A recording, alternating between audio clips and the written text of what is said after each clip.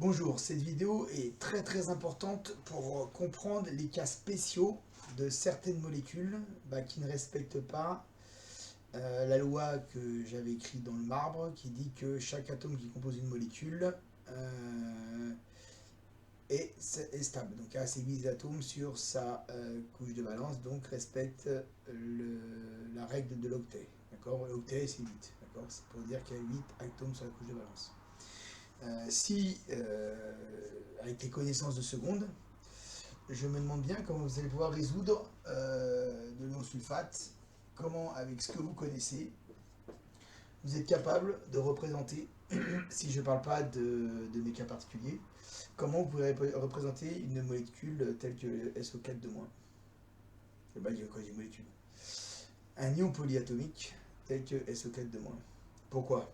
Avec ce qu'on a appris. Bon alors donc, si je dois écrire la formule de Lewis, bon, le soufre, a priori, je pense qu'il va être au milieu. Hop, il est au milieu. Donc après, j'ai 4 oxygènes à mettre. Bon, c'est pas compliqué, j'en mets une ici, un ici, un ici, un ici. On sait que l'oxygène a 2 doublés non-ions et 2 doublés liants. C'est là où ça va poser un problème, c'est que là, je n'ai 1, 2, 3, 4, j'ai mes 2 doublés non-ions. Mais maintenant, j'ai un problème. C'est que mon soufre, ici, lui, il a bien ses 8 atomes. C'est 8 électrons, 8 atomes. C'est 8 électrons, d'accord. Donc lui, il est cool. Mais bon, comment je fais pour mon oxygène? J'en ai 1, 2, 3, 4, 5, 6. Et celui qui est 7, celui qui est rattaché ici, qui est tout seul, d'accord. Donc je vais avoir la même chose ici. Je vais avoir la même chose ici. Je vais avoir la même chose ici. Et du coup, il y a un truc qui colle pas. Pourquoi? Parce que mon atome d'oxygène, il n'est pas saturé. Alors, j'aurai la solution. Je dis, tiens, l'atome d'oxygène, dès qu'il va passer un électron, il l'arrache, tac, et il forme un doublet. D'accord. Donc, hop, je forme un doublet ici. Hop, je forme un doublet ici. Hop, je forme un doublet ici. Hop, je forme un doublet ici. Mais cette molécule, maintenant, elle va s'appeler, si je fais ça, SO4, 4 moins, puisque j'ai récupéré 4 électrons. Ah elle est stable, hein. Et j'ai récupéré 4 électrons. Donc vous voyez bien que les notions que l'on a vues en seconde ne suffisent pas. D'accord.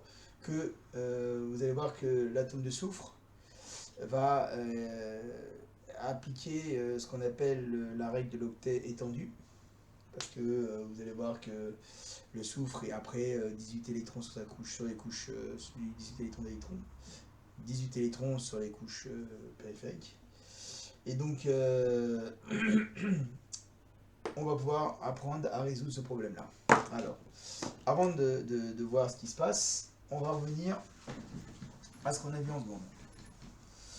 Donc, en seconde, lorsqu'on parlait de configuration électronique, on a dit on a une couche 1 avec une sous-couche avec 2 au maximum, une couche 2 avec, bien sûr, la première sous-couche S, la deuxième sous-couche P à 6, donc là c'est la couche 1, là c'est la couche 2, la troisième sous-couche, la troisième couche composée de la première S, la deuxième P. Mais ce qu'on n'a pas vu en seconde, c'est qu'il existe la troisième sous-couche avec 10. Donc il a, attends, je mets 3 ici, là, qui permet d'avoir des électrons supplémentaires sur la dernière couche et donc rajouter des liaisons. Ça va bien nous arranger dans le cas du soufre. Comme ça, on va pouvoir créer des liaisons avec les atomes d'oxygène. Mais voilà.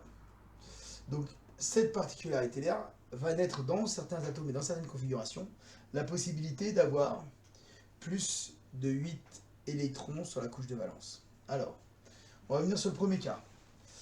Le premier cas, c'est ce qu'on va appeler le cas de l'octet incomplet.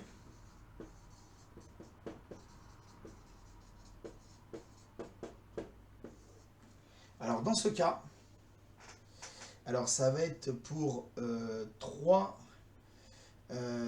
familles d'atomes, les alcalins,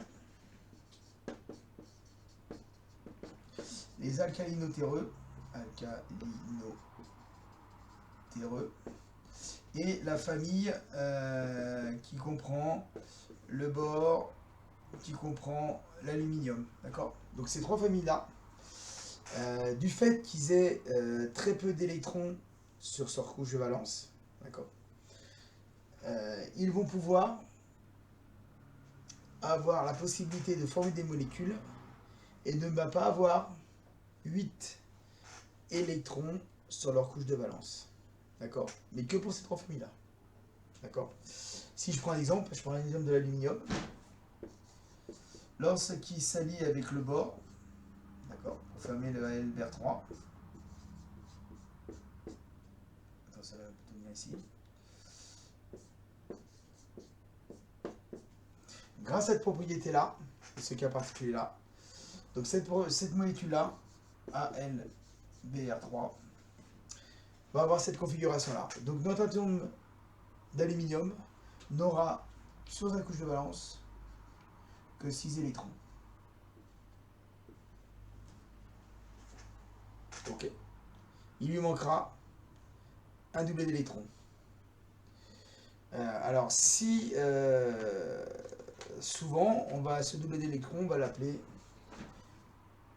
une lacune. D'accord? Alors on a vu en cours la lacune que c'était lorsqu'une couche était totalement vidée de ses électrons, mais on peut l'appliquer aussi sur la molécule, d'accord, en disant que les électrons qui manquent forment une lacune. D'accord? Mais dire ce qu'il faut, c'est bien comprendre, pour ces trois atomes qui comprennent de ces familles-là, on a la possibilité d'avoir l'octet incomplet, et ça forme bien une molécule. D'accord? Donc ça donne un nombre d'électrons inférieur à 8 pour l'atome central. D'accord. Donc là maintenant, on va passer au deuxième cas, le contraire, lorsque le nombre d'électrons est supérieur à 8. Alors, ça va être valable par exemple pour notre atome de soufre. Notre atome de soufre, si vous vous souvenez bien, il a la possibilité, alors l'atome de soufre, c'est, alors je ne réfléchis jamais, c'est 16. D'accord? Donc si on marque sa configuration électronique, ça sera donc du 1s2, 2s2, 2p6, 3s2, donc là on est à 12, 3p6, là on est à, qu'est-ce que je dis là,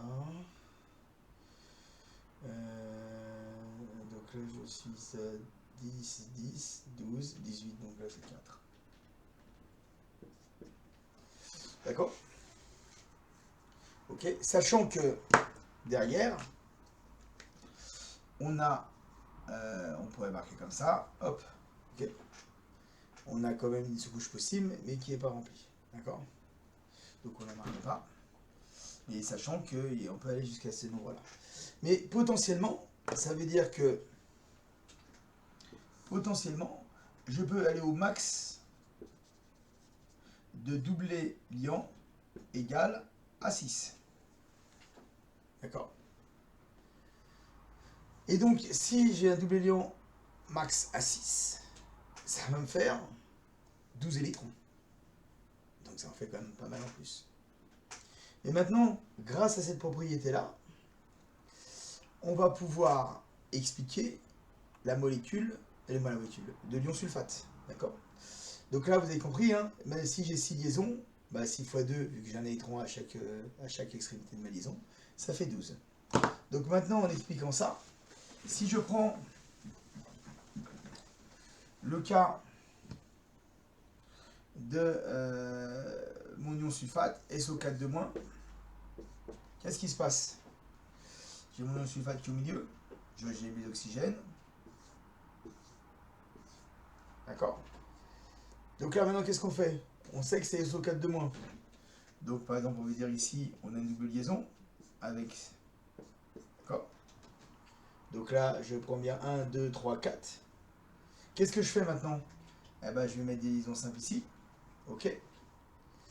Et ce qu'on aura, c'est donc mes liaisons habituelle, d'accord, non liante, et la liaison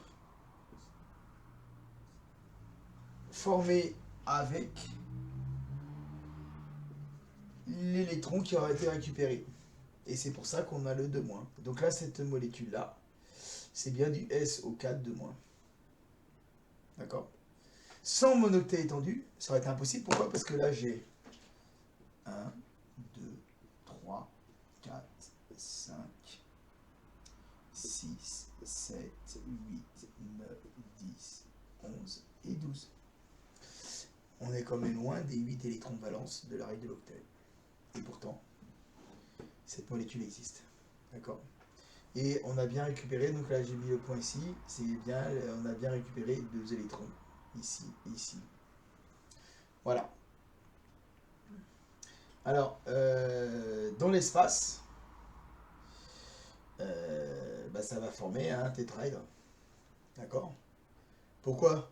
Parce qu'on a vu, on fera des exercices tout à l'heure, mais vous voyez bien que mes liaisons multiples sont considérées comme des liaisons simples. D'accord? Donc du coup, j'ai 4 doublés liants. Mon atome central avec 4 doublés liants. On va donc avoir une molécule en forme de tétraèdre.